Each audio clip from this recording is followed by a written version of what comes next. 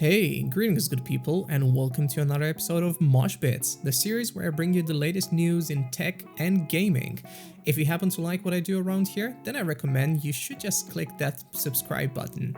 And now I would like you to allow me to say that the oldest computer question I can remember, one that shall only remain contested by "did you turn it off and on again?"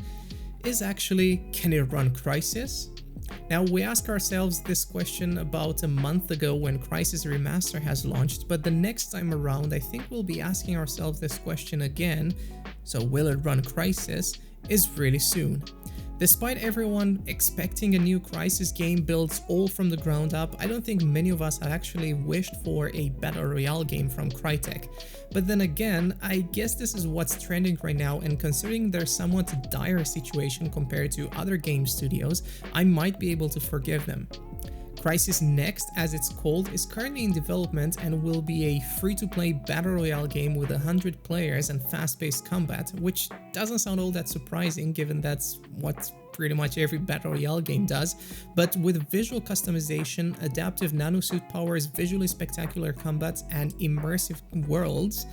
I guess let's hope this one is actually going to be able to run on more than 100 PCs, so we won't have to play against each other every single goddamn time.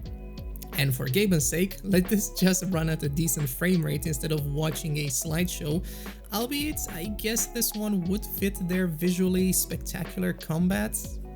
Now, what do you guys think? I personally thought that screenshots always looked better than actual gameplay, so maybe this one would actually make it a better game. Now let's talk about some other featured titles like Bethesda's upcoming Elder Scrolls 6, and sadly there are no other surprising news about it rather than an interview with Todd Howard with GameIndustry.biz saying that it's hard to imagine Elder Scrolls 6 will be an Xbox exclusive. Of course, if it were an Xbox exclusive, it would still work on PC, so that wording is a bit wrong. But the game being locked away from PlayStation and Nintendo users would make it a weird decision since, as far as I know, Todd really loves bringing us Skyrim and selling us Skyrim basically on every single platform, so that would come out of nowhere.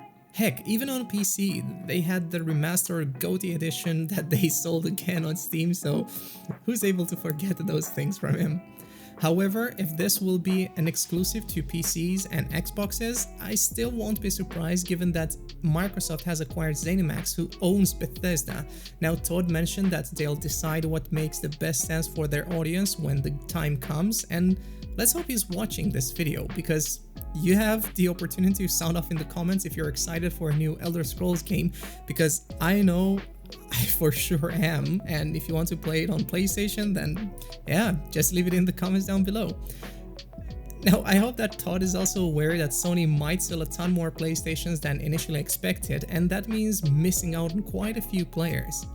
Sony's current estimates sit at around 7.6 million unit sales throughout the year, and their chief financial officer expects that the sale of their upcoming PlayStation 5 will actually manage to outsell those of the PS4, considering the current situation in which we find ourselves in with the whole human malware, lockdowns, and what have you. It sure looks good for AMD as well, whose CPUs and GPUs are getting all the attention possible from those new consoles, and we won't have to wait that far long for these consoles to come up, so let's wait and see what Sony, Microsoft, and AMD, all those three companies, have up their sleeves, because it's definitely a great time to be a gamer right now.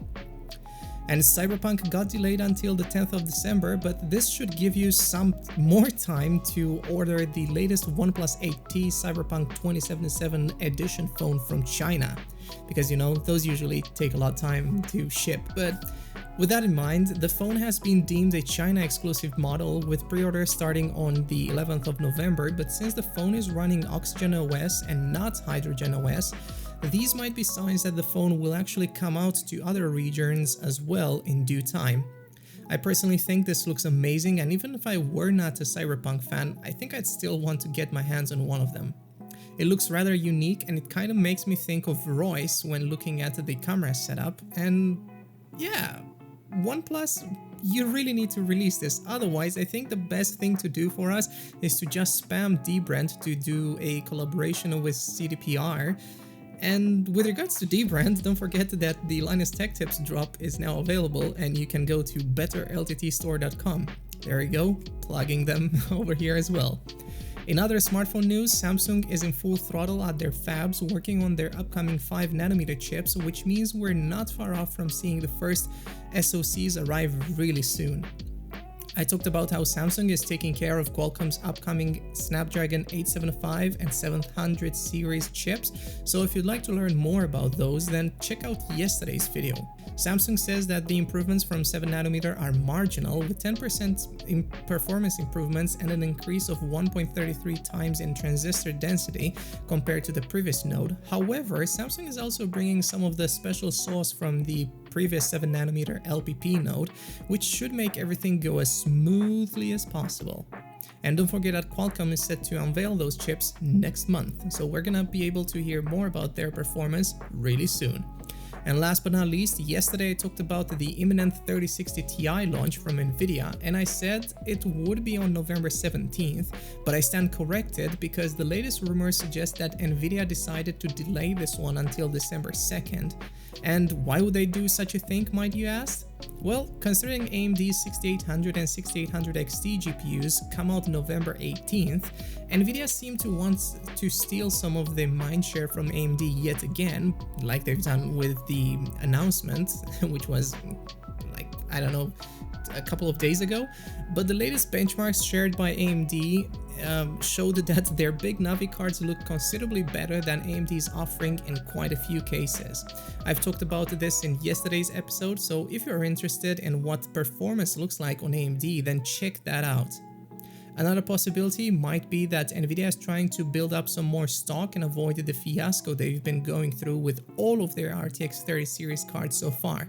And I mean, of course, the RTX 3070 launch has sold out in mere hours instead of seconds, as for the RTX 3080 and 3090, but that's still not a great look for any of those cards.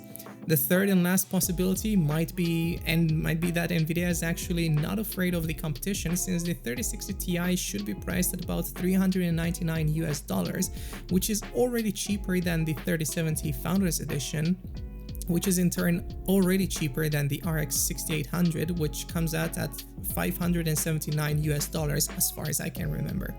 Now, what do you guys think about it? Let me know in the comments below.